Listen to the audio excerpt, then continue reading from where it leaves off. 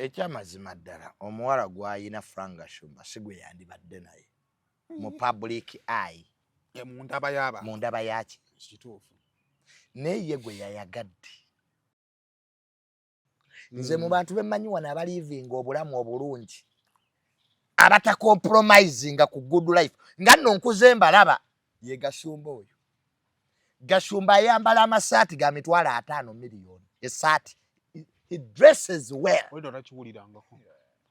Muna ino no tusaaga yabuleetanga ne tatanga amasaati Gashumba. If you don't know. Anobaza nyambala za 15. Kati nangu laba nyambala za 25 2. Bamuvubuka tosaagala oseke. T-shirt ito sabaya 25. Ojja kuyakuza t-shirt. Kati gose kachi. Wali weguliddeko omusipi ogugo. People are expecting Gashumba akolenga Kenzo. Afune minister. Gashumba abadde yeetaaga mu ki minister nga kibeti kamya. N'akyeyiwamu. Beti kama mukulu. Beti kamya. Ye Gashumba moto.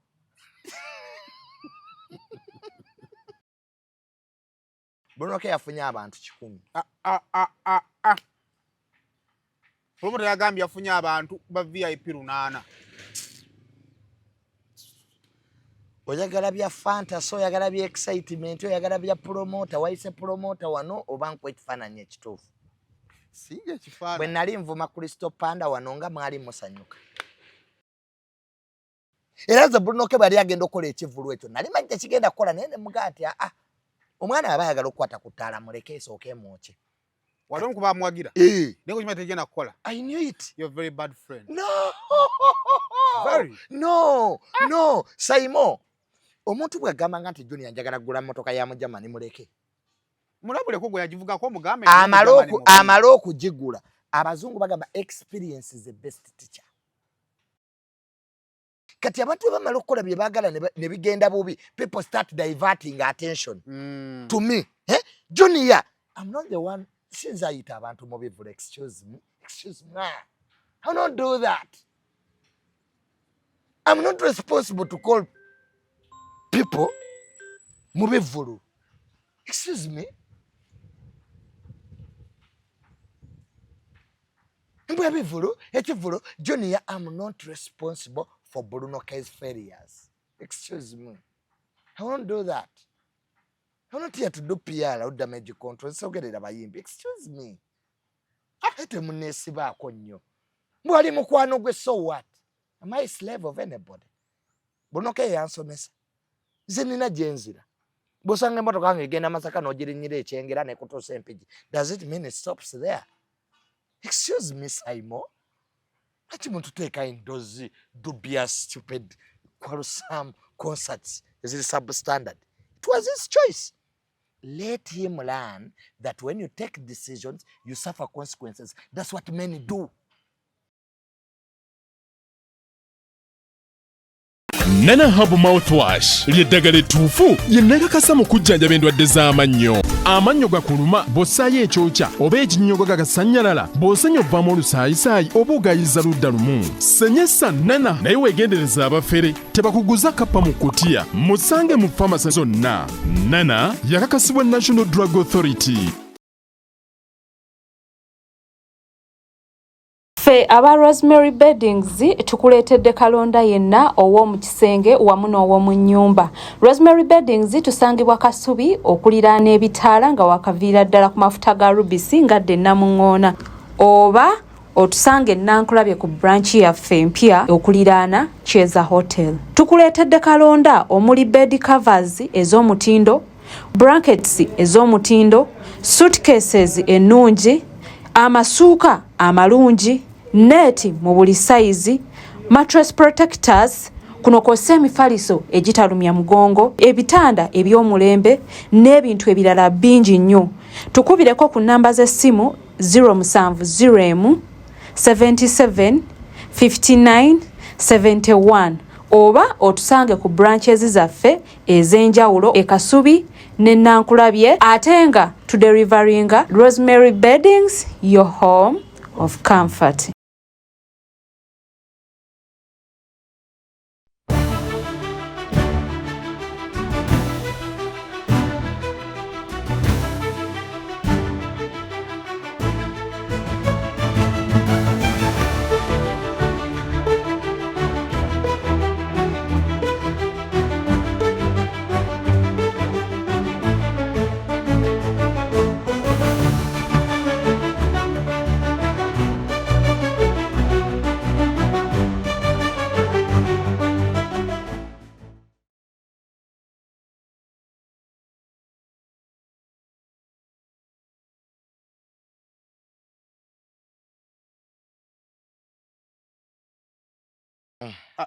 Kale kusema official najyo sinzira okubanga kale nategedde Tebakoze gwe neeyisima nange nangattamu awo olufiga alisima yatandikanga asaaga nga ndowooza akyogeddeko akivuddeko era nadamu n'akiddingana Gashumba omukazi gwalina owasa naye kati ekibuuzo kyala okubuuza nti sinalaka kiripu ako ekitiibwa ekyo kibi gwe yagambye ekikusumbuwa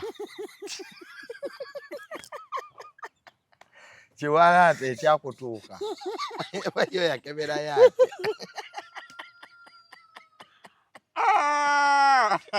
wamafulawa petwakwasiza luwiraiti mamafulawa sokomaize tebetwala ne luwiraiti nze luwiraiti ndi mabegawo omu ajja kutta munne ingwa naawe andi mwene ebigambo teryabita omaye obeerawo mu lutalo n'ogamba Mukama Katonda ono alifuna ddi maaki ye yavumye omwana wa luwiraiti n'avuma omusajja naye no ne luwiraiti naye si mwangu oyo luwiraiti yavuma generation kati ba mukwano kebetwale nabasanze ddi nasanze luwiraiti ne nange generation sebo full figure nangattamu kuba namuga designer wa musibe yamwambaza negwe omusana tegwali mulungi kyesimanyi Saimo toddamu kutuvumya lekeraawo kale gwali mulungi yagaye mbu the fashion when is not right is fashion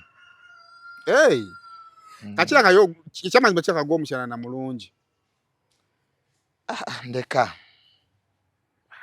tubaniriza basiboni banjabo yona gye musinzira okubanga ati mutwegaseko is Monday mbeera ne Junior ntuba tuliyingiddewo ate okutulamu weekend yatamu date atubeera mu recap ey'ebyo ebiba byabaddewo mu weekend ate nsobola tutandika week n'ebintu nga tubiraba ng'engeri bisobola nga bitambula naye kkiriza mbeere nga nkwanjulira Nana Herbal Mouthwash gw'amannyo ge galuma olira sayidi emu ebyokyo by'ennyogo bisannyalaza amannyogo Nana ono mwekwate ajja kukuyambako okusobola okubeera nga ate pain n'obuzibu bwonna bw'olina mu kamwa buvaawo akawoowo akava mu kamwa ko kalina okuba kalungi teweetaagamu kasu ajja kukuwa akawoowo akalungi gwagenda okusisinkana omwagalwawo funa Nana Herbal Mouthwash ajja kukuyambako okusobola okubeera nga ate akuwa date ennungi kale genda abali ebweru w'eggwanga osobola okubeera nga ate omutwe ne bamukuleetera oba n'ogenda mu bifo bannayuganda we batuŋŋaanyiza ebintu ebiva e Kampala ojja kuba nga omusangawo kate Kampala ojja musanga mu drug shops mu supermarkets ne mu pharmacies Nana Herbal Mouthwash ojja kumusangawo so genda obeere nga ate omufuna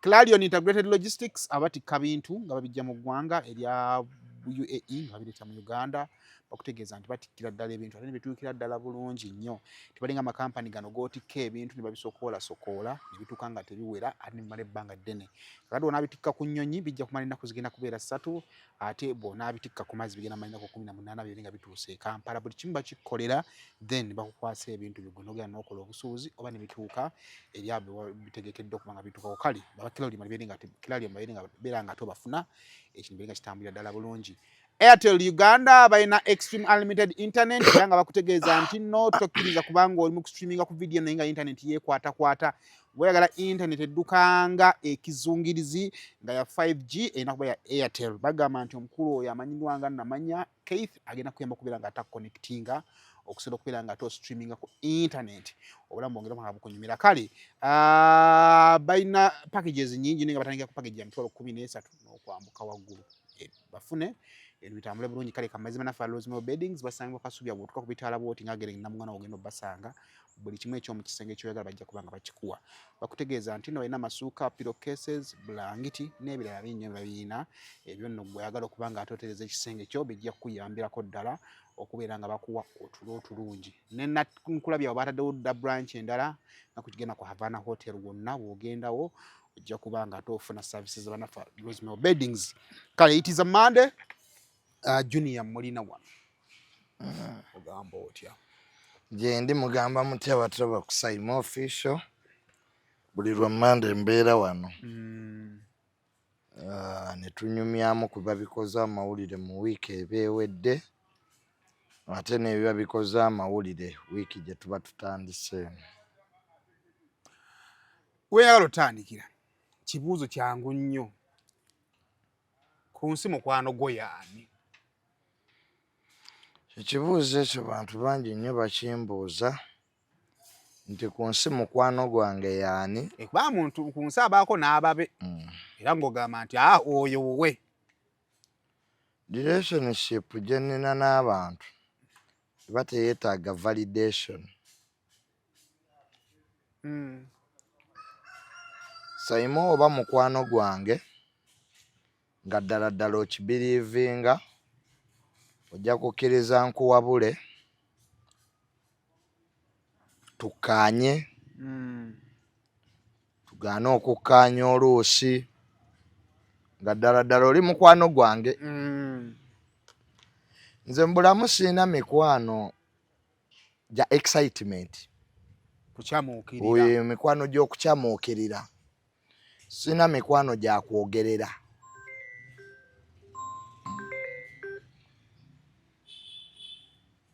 Mikwano gy'okwogerera nti oyo mukwano gwange, oyo mukwano gwange, oyo mukwano gwange, oyo mukwano gwange sigiina. oyina ki? Emikwano gye nnina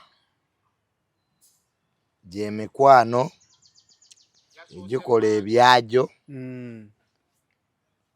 ne bigaana ate naffe ne tukola ebyaffe ne bigaana oba ne bikola ki ne biyitamu. Ekyokubiri, nze sajja ano kunoonya mikwano, bbanga lye mmaze wano ery'emyaka 5 ku social media, sajja kunoonya mikwano.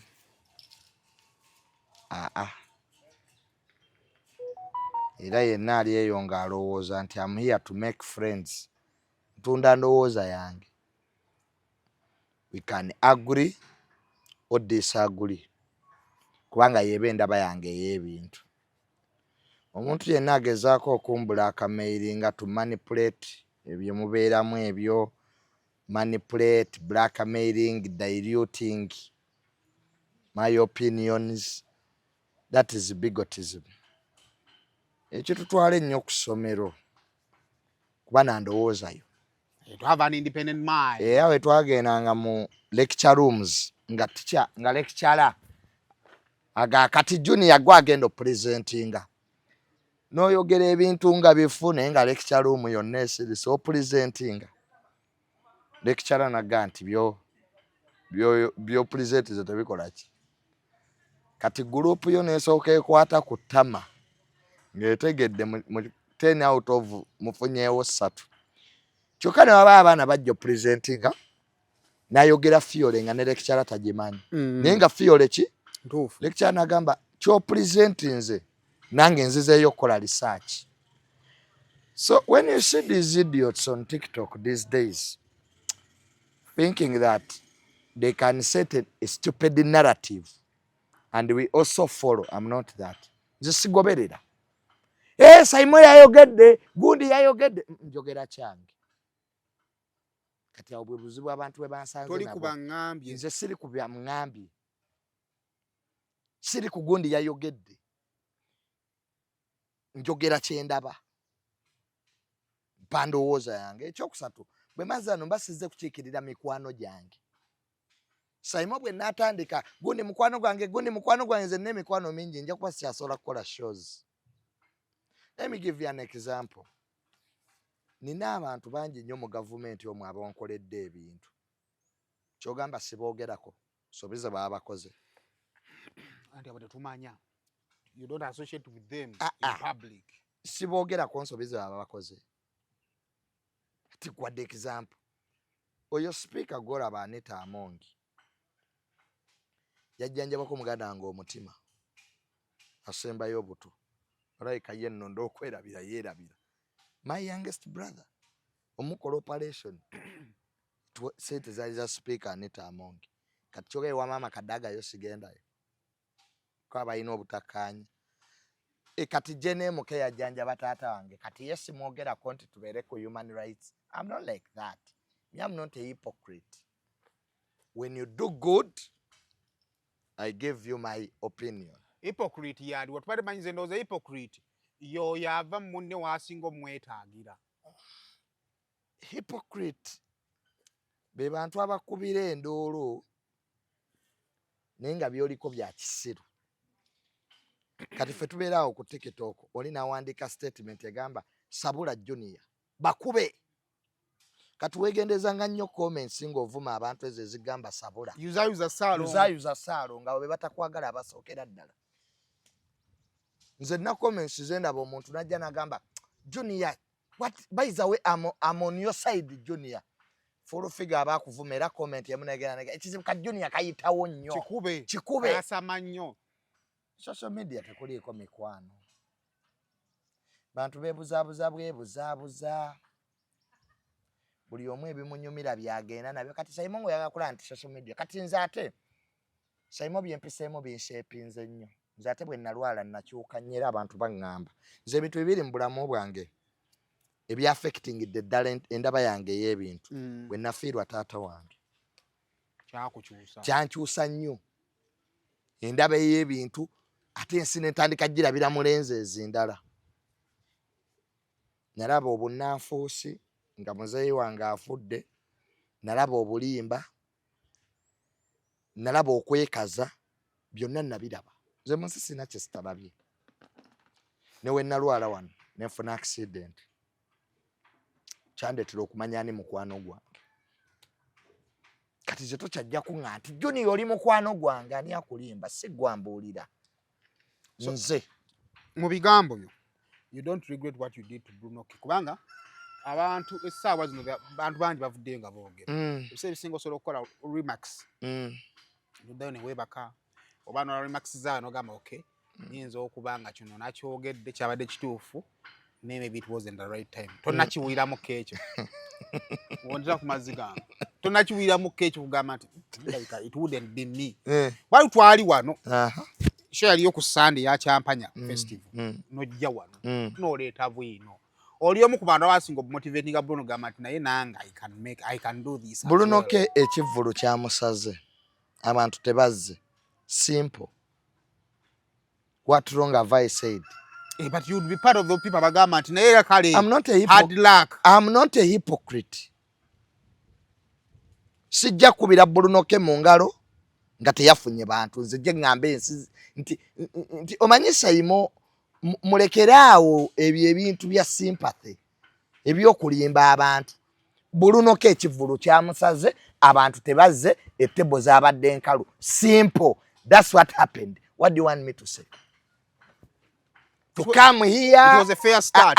To come here. Banange, Bruno ke, oli mukwano gwange, wabadde n'ensi. That's being stupid actually. That's myopism.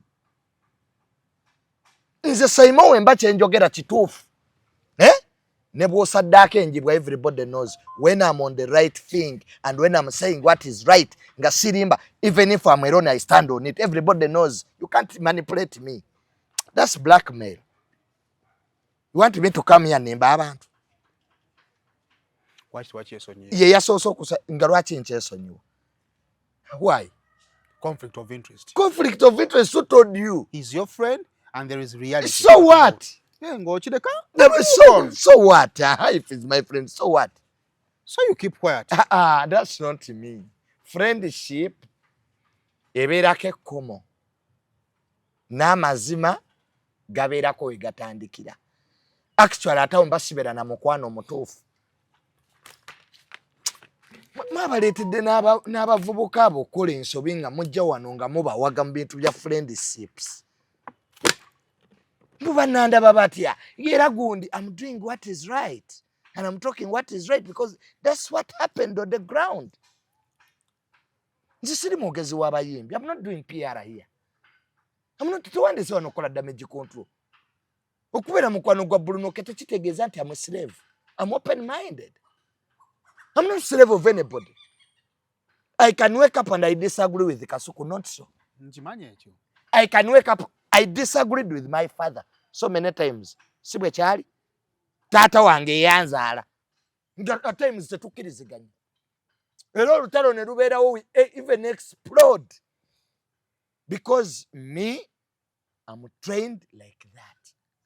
I don't lie. I don't tell lies. Era zoba oli mukwano gwange notandika okulimbalimba. Omanyi lwaki abantu abasinga obunyimba kyayi bulimba. Jano nonimba Junior oli wakabi, Junior oli wamaanyi. Nze Simon mukwano gwange ye muntu byonjogerako nga siriiwo. That's how I choose friends. Kati okay. Byewayogedde, if you were Bruno K, how would you receive ebiva ewa mukwano go Junior nga byogedde asinza ku mutimba? I'm not in his brain, but I'm not a hypocrite. Byenjogera mbyogera broad daylight. Ajjemu ebimugasa ebitamuzimba abireke. Si buli kyenayogedde nti kya makulu. But let him pick. Nsinzeeko gino emikwano gye yayise ne giyita Namukasa ne gimugeyanga ensi ewulira. Be yayise ku stage. Very unfortunate. Yayise mikwano gye. Be yayise ku stage. Ne bava ku stage. Ne bava ku show. Ne bayita Namukasa ne bamugeyanga baseka. Ng'ekivulu ekyamusaze. The show is there. I'm not that. I tell you why you are in that situation. Nze kankubuulire. Kampala tukyalina emikwano. Kati kankubuulire. Junior nayina ekizibu edda. Nasinika nnyo amannyo n'abantu. And people used to take me for granted. And that's a problem. Eyo mentality gye njagala okujja mu bantu. Eyo yennyini gyompa. Nti Junior will always be there even if you are doing nonsense. Because I used to do it. Nga ninga mbizi mu kirombe kya Noah. Naye omuntu obu nantuuza nanga ne Junior. For how long will you think about yourself? Era nga buli mukwano gwange kyalowooza. Junior ajja tubeererawo. Junior ajja kwera, but when I needed them they were not there. Era ako omuntu omu yazze mu box ke yaŋŋambye nagamba olaba Saimo.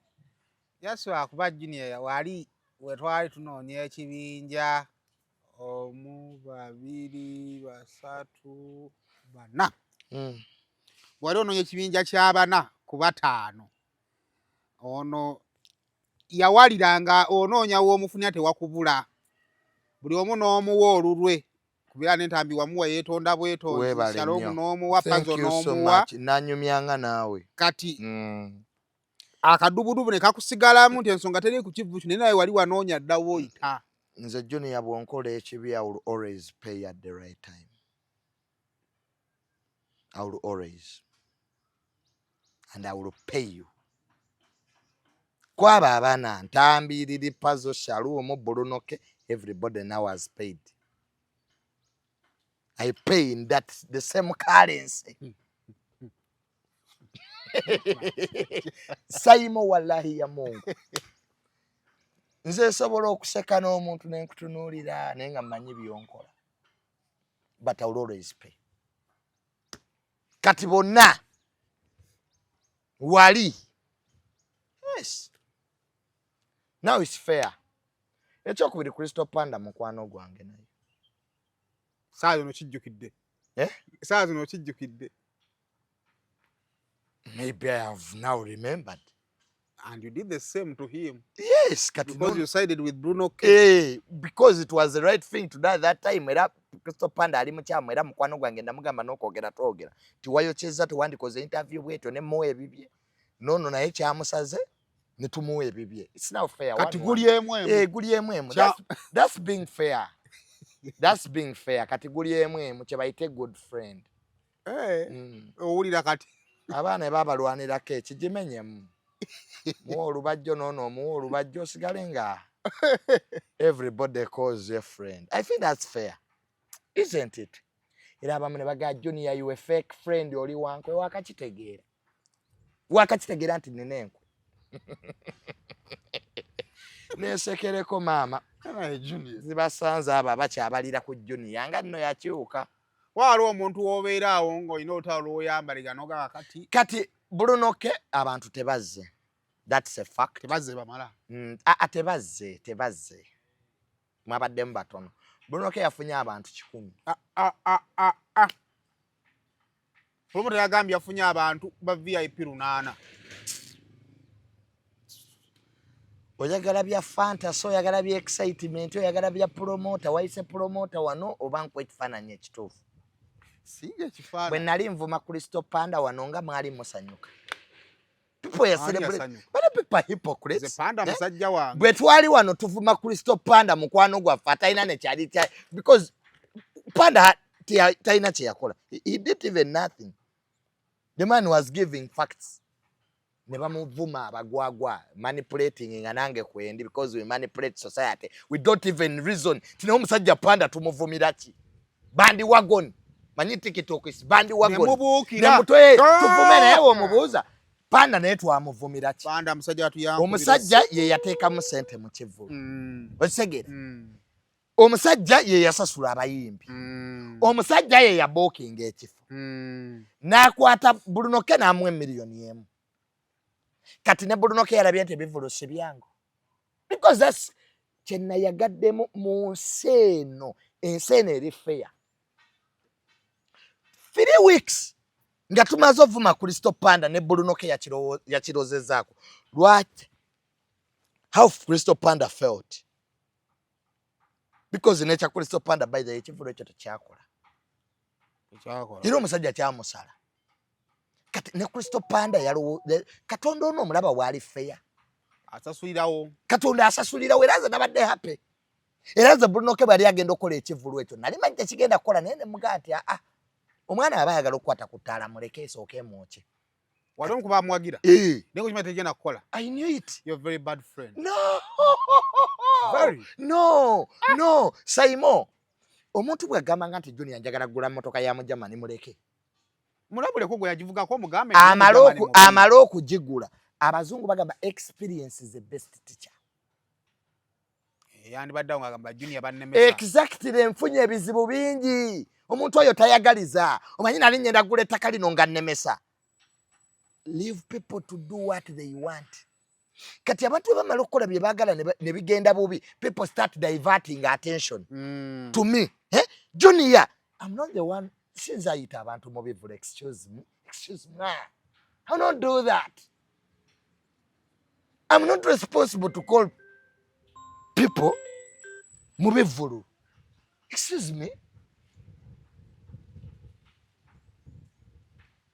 Ekivulu, Junior, I'm not responsible for Bruno K's failures. Excuse me. I won't do that. I'm not here to do PR or damage control. So get it about him. Excuse me. Ate munesiba akonyo. Mwali Mukwano gwe, so what? Am I a slave of anybody? Bruno K yansomesa. Zenina jenzira. Bosanga motoka yange egenda Masaka n'ogirinyira ekyengera ne kutuusa Empigi. Does it mean it stops there? Excuse me, Saimo. Lati muntu teeka endozi dubious, stupid, quarrelsome concerts. Is it substandard? It was his choice. Let him learn that when you take decisions, you suffer consequences. That's what many do. Nana Hub Mouthwash lyeddagala ettuufu lye nnakakasa mu kujjanjaba endwadde z'amannyo. Amannyo gakuluma bw'ossaayo ekyokya oba ekinnyogo gagasannyalala bw'osenya ovaamu olusaayisaayi oba ogayiza ludda lumu. Senyesa Nana naye weegendereza abafere tebakuguza kappa mu kkutiya. Musange mu famasi zonna. Nana yakakasibwa National Drug Authority.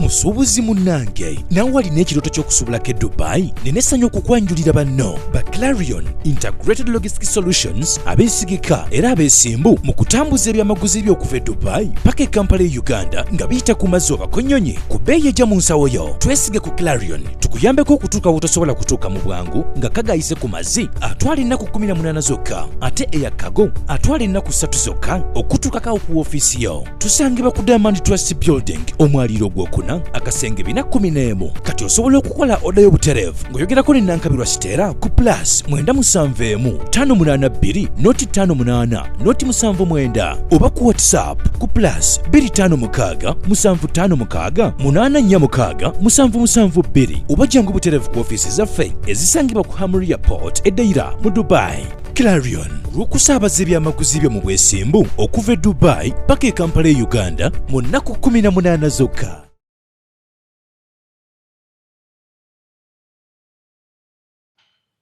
We have also done things in Ebigana. Do we come here to blame people because people are telling us the truth? Tebintu byaganye.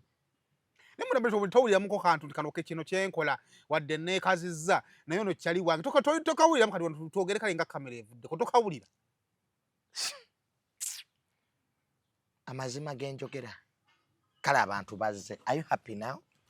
bazze ticket bazitunze table zajjudde. Are you happy? Better.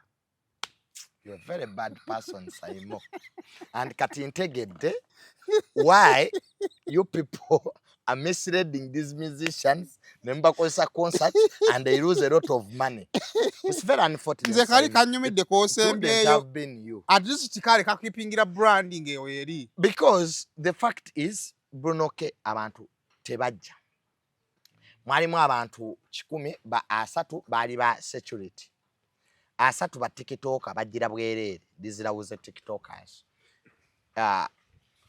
Yekivulu ekyasoka nga buli omwe ayina table. Tewaliwo VIP ordinary. Everybody had a table. Nekusoka kujula okwo ebindazi. Nze nakoma ku mulyango n'enzirayo. Era kasuku nankubira ne mugato tawaana. Mugato tawaana. Onamuweereza amabugo. Jekenize yakoma ku round about wekibuye. Bwalabye ko engineer gwe bakubira ku kizimbe. Have you ever seen an engineer dying on a collapsed building? Efe binakola tuba twabirabye dda. Lwaki abantu tebajja kati? Ya analysis jenjawo okuwa abantu. Bruno ke yafuna sente nyingi. Mu kavuvu ng'anaawo ne Crystal Panda. Yafuna obukadde nga 5.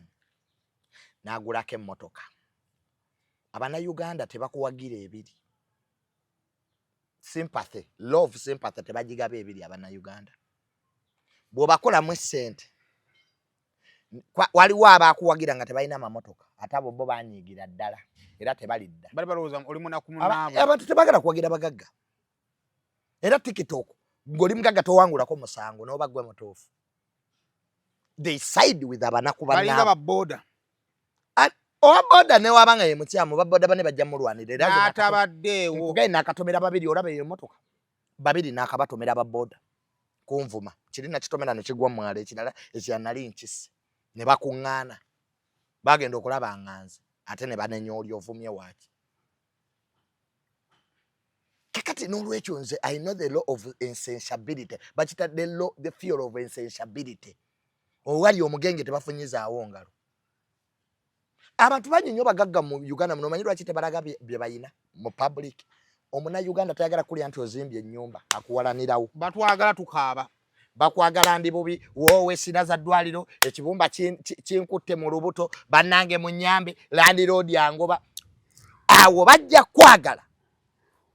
Baagala bawulire nga bali kitundutundu ku bulamu bwo. Exactly. Empale gyo yambadde be bagiggulira. Be bagiggulira ojje wano obeebaze. Bana abantu baffe ne balenyo bannanga banemwe bale kumpa kasuuti kano bera bale nnyo we mutabaaliwo kati be bantu beebweru. Aba YouTube ababagondera babafunamu. N'abantu beebweru we bali. Omuntu weebweru tayagala kukulaba ng'oprogressinga. Ali ku kyeyo akuwa ssente ate gw'olaga nti ate omusinga. Abantu beebweru baagala nnyo abantu abali obubi. They will support you ng'oli ku kitanda. But tandi kati banenoonya zigula cement nobody. Nabo ze banoonya. Kati Bruno ke bamuwa ssente yagula emmotoka. Awo oba obakatinze off. Tokyali mu levo zaabwe. Banyigirizibwa. Era kimu bibiri bagenda kutandika. Atweragirako nno n'ako akamotoka fa abaakamuwa. Bwe bati. Beebyabwe tebikoma. Nina omukazi yamperezaako ssente omugulira ettaka. Ngayagala ndimukwatire mu ngalo. Ndiyoli wano mugabe madamu liri. Bannange. Eyakuwa ssente oggula ebweru n'omuteerako video call n'amala alabamu wa we lyewetera akubuuza. Lwaki lyeweseemu ettaka lyange? Bannaayo. Ekyo kimu.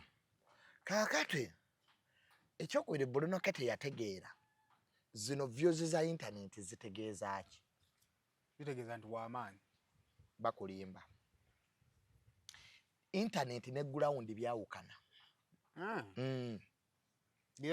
Internet osobola okuba oyina emitwalo 10 ku internet nga bw'otegeka birthday party bantu 10 tebasobola na kujja. Kwa byanjawulo. Abantu abatulaba kuno, depression is real e Bulaaya.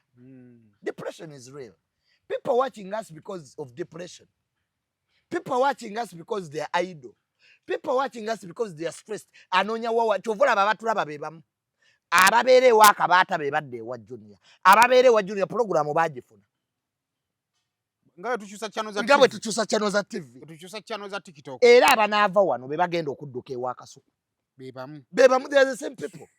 Kyovula boddamu opinion nga bagamba nebino wabyogedde. Bino wabyogedde wa gundi. Itoze mbi wayogedde wa Faruku. Bino birala.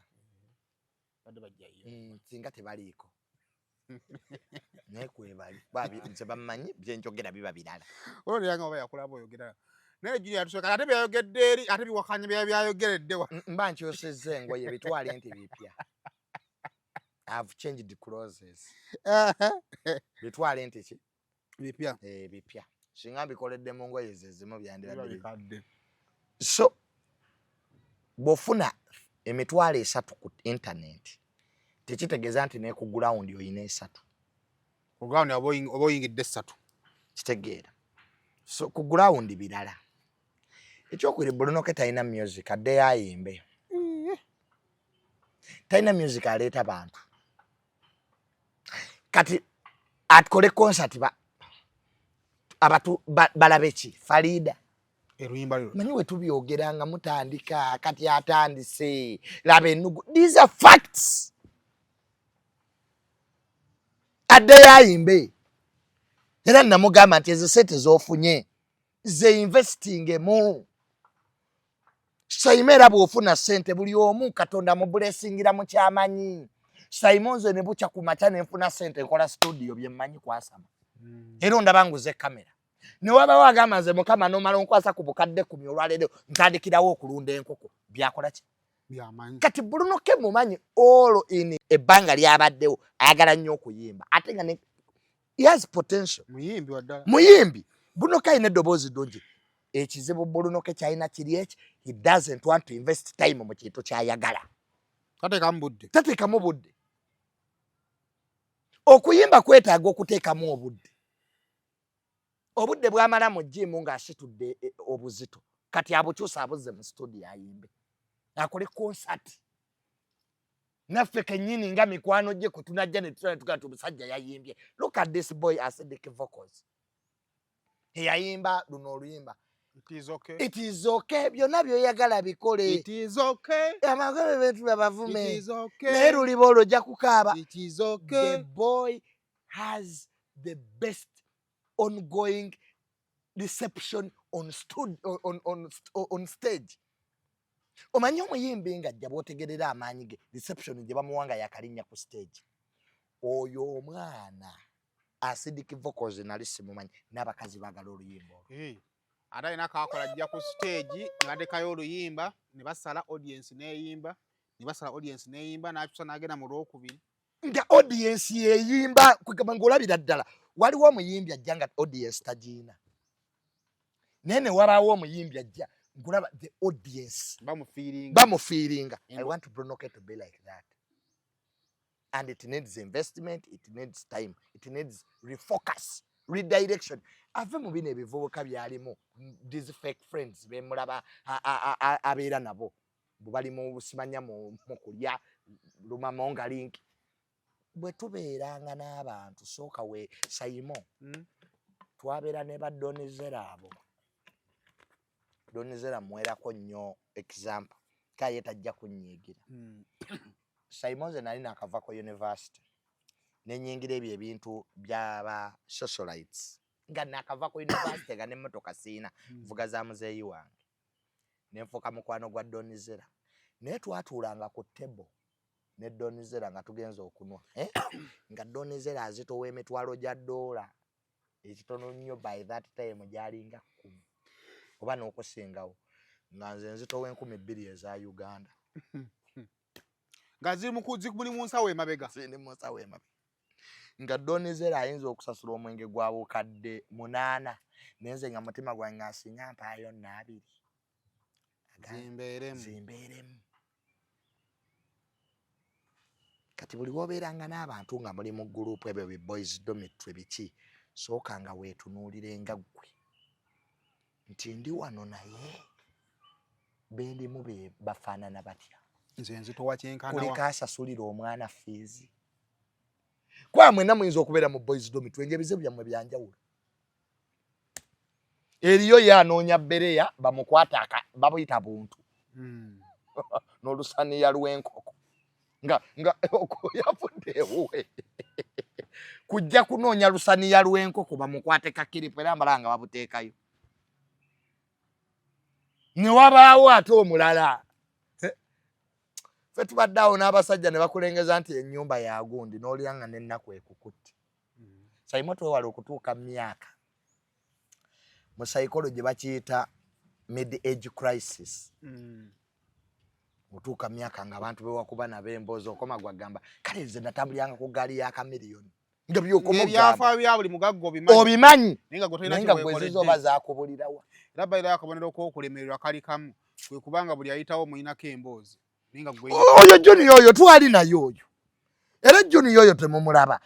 Kubanga gwe akabonero k'okulemererwa wasigala kwogera gaboozi. Buli omu mmanyi obubbi. Katazimba n'obuuza ati kakati gwe bali booyogerako gwe zizo zaabulirawa zaalemerawa. Akati Bruno kadde yayembe akole music kitegeera akole concert eyina amakulu. Abamu ne mbawulira nga bagamba nedda Bruno ke yafunye ssente. Twawula ebintu bibiri. Ne promoter yakigamye mwali tuli tetwagala kumanya ssente ze bawadde muyimbi. Era n'abapalaso kye babadde baleeta bafaanizi be. Banyi bafaani abo tebategeera bulungi abamu. Oba promoter yawadde palaso ssente si kyekikulu. Tuli ku event yakoze. Ekivulu kyabaddemu abantu. Twawula ekivulu n'omuyimbi. Oba palaso bamuwadde obukadde 5. That's not our see focus yaffe. Did the event get the money? Mwabadde mwabantu. Era ne wa palaso era abantu tebabaddeyo naye ekivulu kyasaze. Makyazi palaso ye bamuwadde ezize. Palaso abantu nga bawaana palaso wano nga akubye ebintu by'omusajja. Economy. Abayimbi balina otegeera. Sayimo buli eggwanga we liba ligenda mu kalulu. Esente zibeera ntono mu bantu. Ekyo nkiddamu.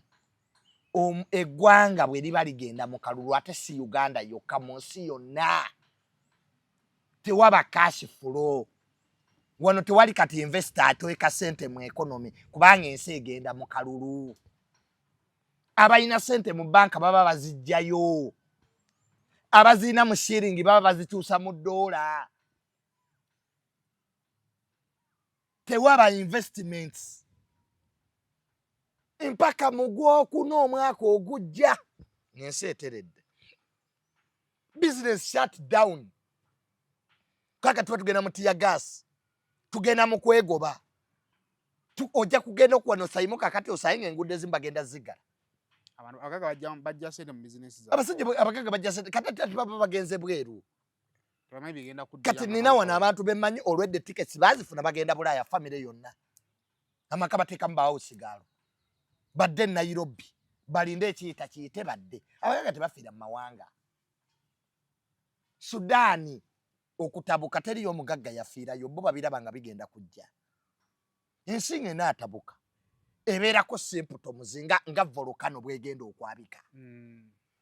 Numanya nti bino jenemoke byatwitinga bino tasaaga. Weetegeka. Buba bubonero obulaga ati gye twolekera wawa abazibu. Buli woolaba abayina obuyinza nga boogera. Wabeerawo something is not right. Kibanga bw'olaba nga baddokita 3 nga bayingidde lumu omulwaddewo gy'ali kaaba. Wabaddeyo omu. Ogenda kuba addukidde abalala. Wabaddeyo omu. Ogenda kulaba owokubiri azze, owokusatu azze. Awo otegeera something is not what? Wagambye nti embeera emaze okugenya. Ekitange bwe yali agenda kufa baggwayo bonna mu ddwaliro n'entegeera. Buli omu akuyitako. Abaganda baagamba nti eri teri muntu. Kakati n'olwekyo ebivvulu bisala waludde ova. Because abayimbi baffe tebaasoma nnyo tebalina kye tuyita financial advisors. Nti ntegeka ekivvulu. Abantu baavu. Sayima abantu bali mu kuzza baana ku masomero. Mu Uganda kyekinyuma mwosanyuke. What is there? Gwendagaamu eki. Ebisinga obungi mu Uganda binyiiza. Lagivu we yafiira era accident endala yabaddewo. Mukazi kataafe. Kati gwe ekyo oyinza kisasulira concert ekyo. N'ebizibu bira badde nga abantu basigala nga badigira leero kisusse. Sayima ate kati embeera etabuse nnyo lwaki Sayima embeera yedda era tusanga ng'omuntu omukulu n'akugamba mwe junior ffe twali ku myaka gyammwe twali tuyina ettaka edda ettaka baaligulanga miliyoni emu anazo zaali nyingi mu biseera ebyo kati gwe toyawulemu n'ataano kati wano Sayima okubeera ne miliyoni 5 toyinza funa ttaka mu kibuga true or false kituufu naye era miliyoni emu ebiseera ebyo yali mu bukadde gwe toyawulemu n'ataano wano omwana batusomesezanga nabasomesezanga ku mwanyi leero zireme kale oweerera omwana gw'olinda ki bintu bikyuse ebintu bikyuse nnyo today first of all ensi yonna ezuukuse gomanyi ti n'okufera abantu kati tewakyali gw'ofera gweyagala ofera yakufera edda abakongo baavanga ekongo ne bajja no bagula ebintu jero babaterayo amayindasitule tekyalimu kongo ajja wano byonna babisanga eri waabwe ni wano abakongo bajjanga nga abaganda balina wano amaduuka basoboza bakongo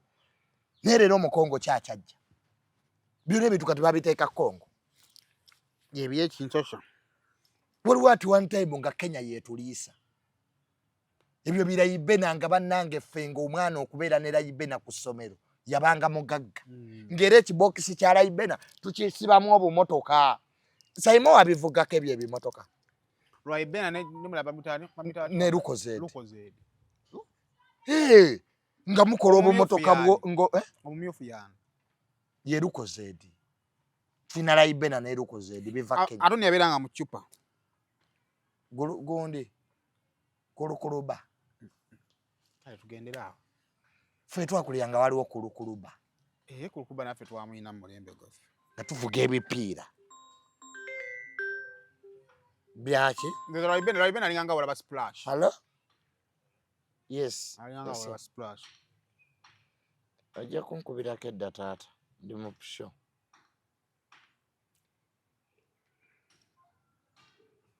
Layibena alinganga walaba good splash waliwo ne yabeeranga mu kicupa ye Layibena ecupa empanvu yali Layibena gwe baatekanga mu kicupa ne baba ne bamuzzamu so ebivulu bisala abantu baffe baavu bambi abantu ekyokubiri abayimbi omulimo baagwonoona kasita baakola ebyo ebigaali ebyokkuba abantu kale omuntu abalamu ateekemu emitwalo egy'ebiri essimu agende bagibbe n'amannyo nga temuli ekyokusatu abayimbi baganya okuyimba endongo tewali buli omu ali wa genosala asabiriza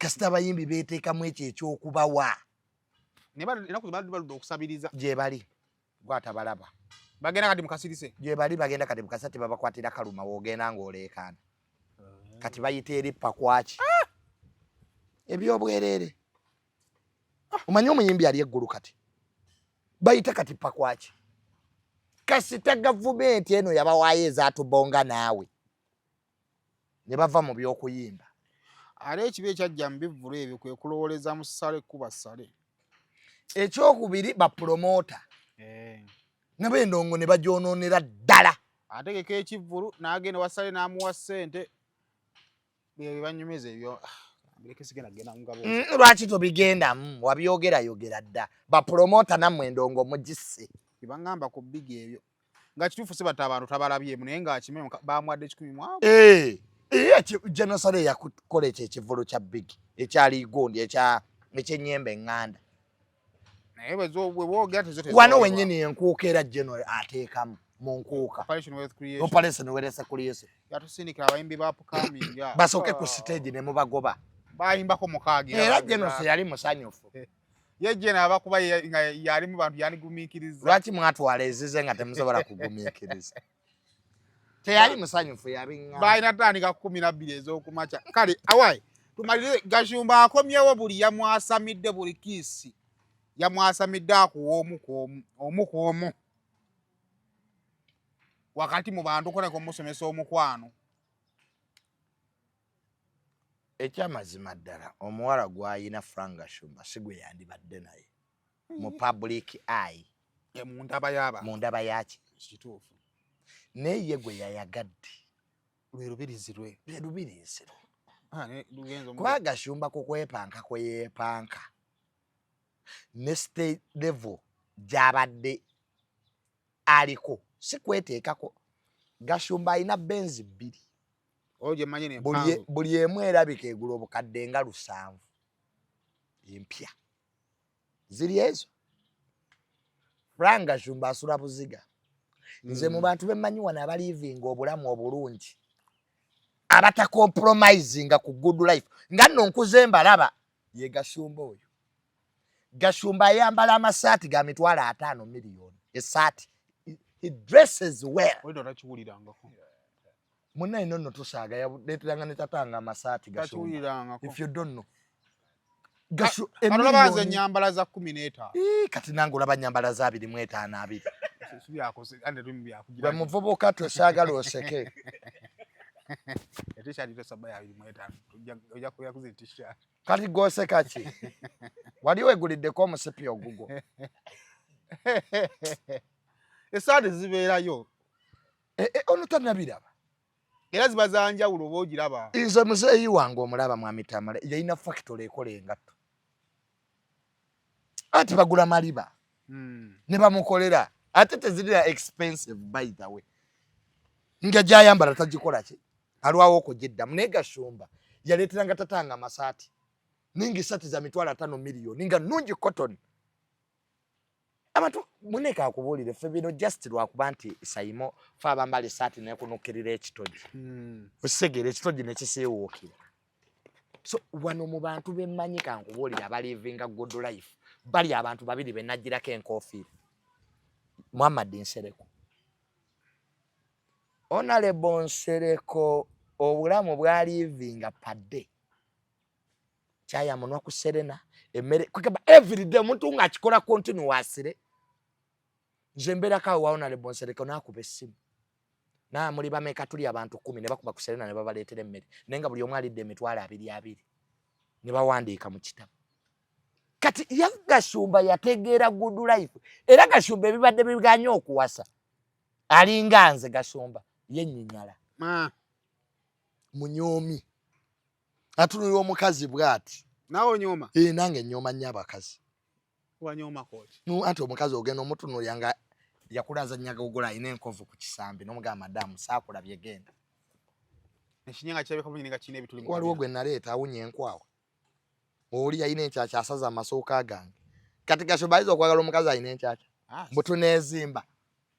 Nga weezimba nani? Tinkwagala nazikuuta. People are expecting Gashumba akolenga Kenzo. Afune minister. Afune minister. Gashumba abadde yeetaaga mu ki minister nga ki Betty Kamya. N'akyeyiwamu. Betty Kamya mukulu. Betty Kamya. Ye Gashumba muto. We expected. Gashumba lijezo. Afune mukulu munne. Babuulirira abaana. Ali afunye mwana gwagenda buulirira. Nekati abantu they can't believe that Gashumba could marry 26-year-old. Era kati ali mu justifying. Nze yamuwerera. Eteza yamutandika dda. Omuyembe yagulira ddala ku munnyo nga tegunnengera. Nga tegunnengera kutandikira ku munnyo. Atanti mutuufu. Ajjayo magoba age. Omanyika kuli abawala ba university abo. Oyo mwana ayinza okuba yajja anoonya tuition. Kubanga nabi wa kilasi 2021-2023 oba. Omwana oyo omuwala oba omukyalo oyo malayika. Yagula duwetinga. Nga mmaze graduation. Era kati ali kusoma ki? She's young. Ne kati abana ba university abo. 25. 26. Because begoba ne Shira. Ani akulembedde? Shira musingako bennaku nga 4 5. Bamuzadde. Katose kati. Era Shira yagambidde sijja kuyita mama. Dana ajali mwita bikankubye bya. Gwe wakitegedde lwaki Shira. Shira amusingako ennaku nga 5 ba mukago. Shira biganye byo muyita mama. Yagambye anzaala mu manyi. Yagetogeza. Era Frank Gashumba abuuza mwawuliddeko nga ye malayika agamba okuyishira muyite maama. tebinyuma. Wayinza okuba nno waliwo obutakkaanya wakati wa Shira ne taata kwa taata abadde addamu muwala we. Nti waawuliddeko nga malayika akugamba nti omuyite maama. Akimanyi si yakuzaala. Ffenna tukimanyi Shira, you don't have to explain to us. We know si yakuzaala naye mu kalica yaffe yenna omuntu yenna taata wo gw'ayagala aba maama wo. Ate pozi ne kana akokujjukiza ekyaleese Mutoni nti atuzaalira abaana nako katekeetaagisa. Akaliwa. Anti njagala basibulingi babiri. Kaali nako tekeetaagisa. Wadde okaleka. Kale bo basibulingi naye era mu Buganda omwana tasobola kwogera kintu bwe kityo. Kiba kya buwemuzi. Kuba kati awo otumya abantu betosa kutuma maama yekka. Ne taata obanga mugambi todda ebyokwebaka biveera. N'ogamba maama ono taata nti mugende munzaalireyo muganda wo. Baga omwana. Kati yabawadde ne rosta y'okwegada. Bagamba.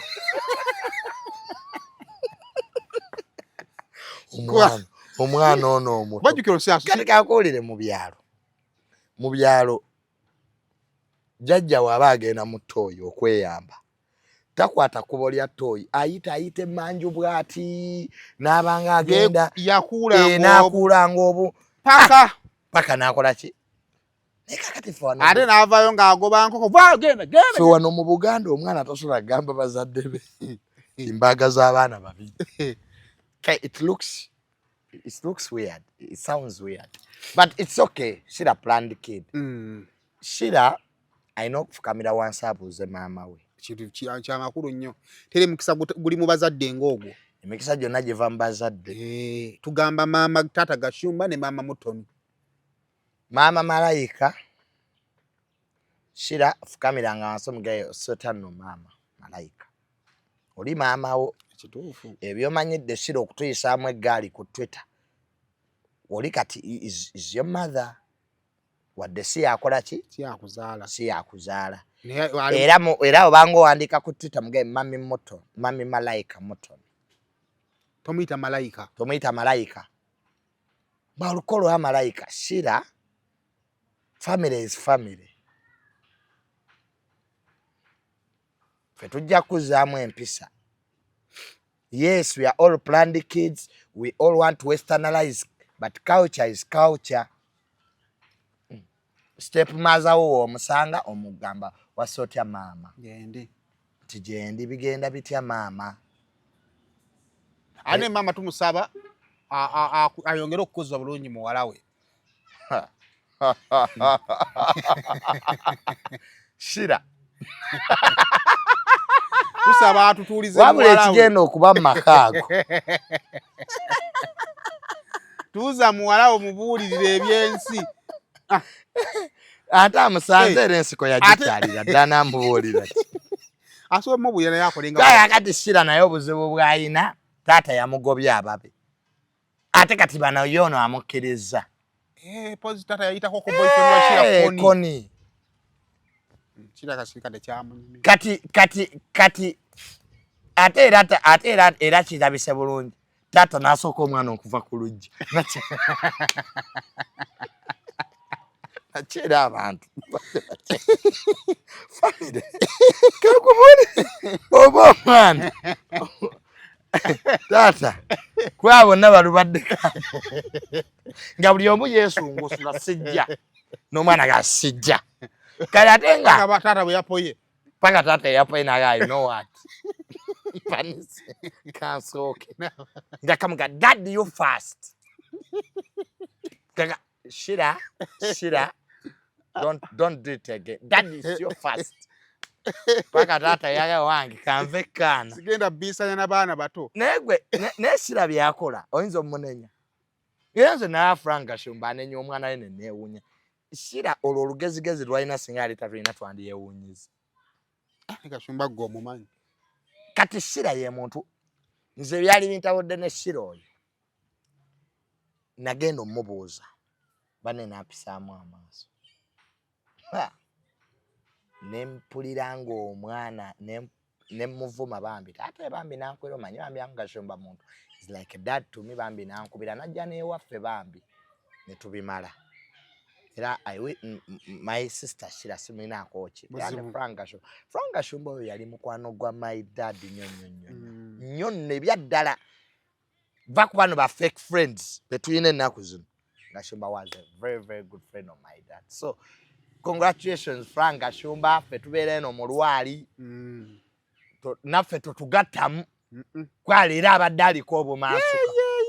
Buli kiisi. Naga mutali mu kibaya.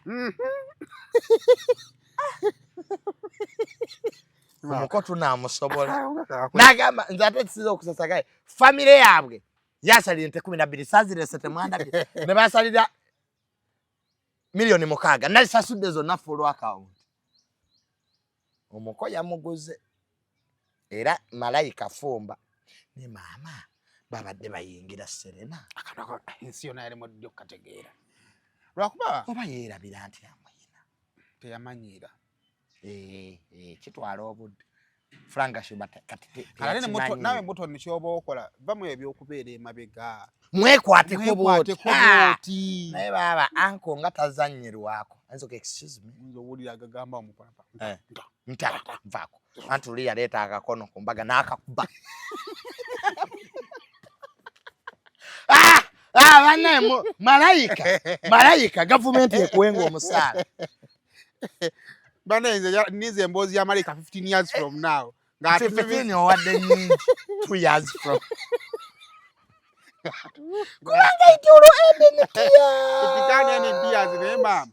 Mbu Gashumba agambye mbu waliwo exiwe yamubuuziza nti naye oyo yakwata waffe we tutaakwata.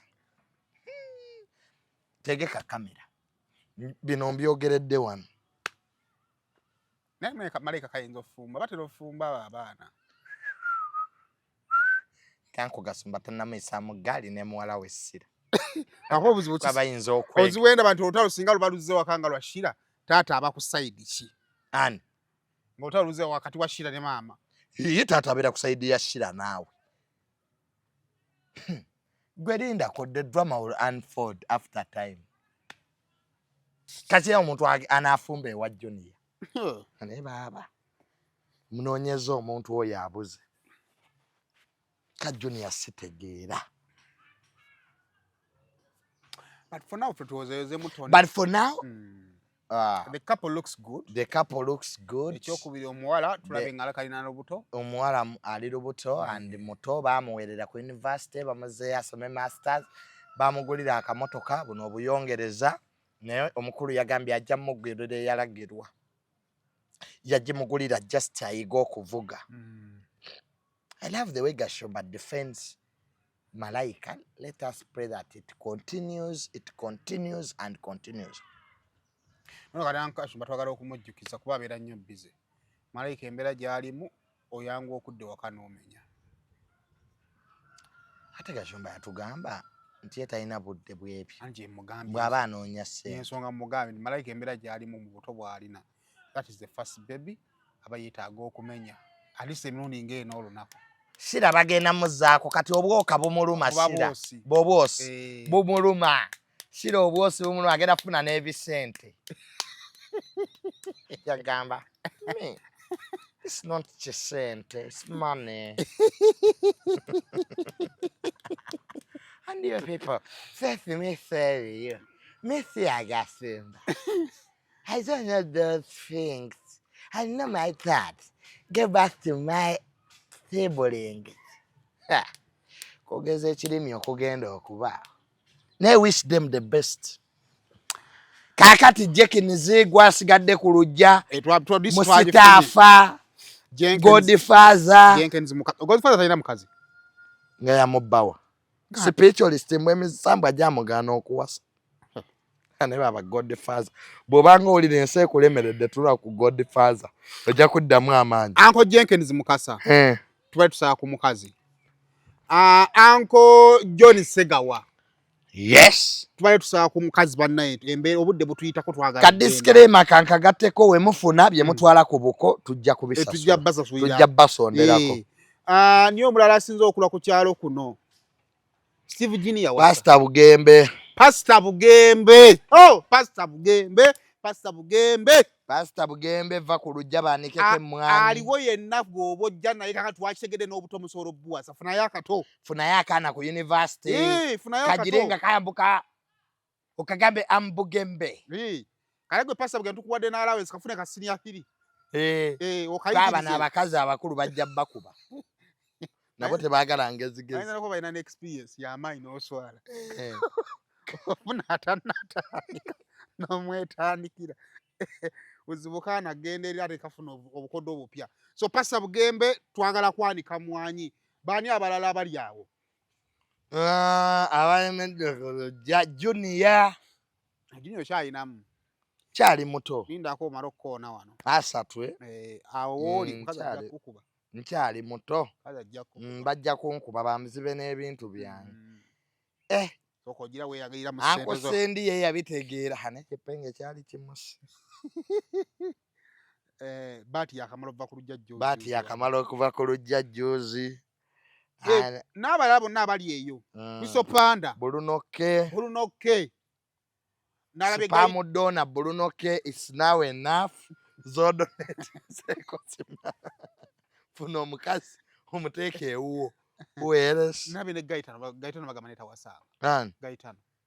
Gaitano waba tawasanga ate ye kibi nnyo. Agende anaabe ekyogo bamwambulula agende mama fina.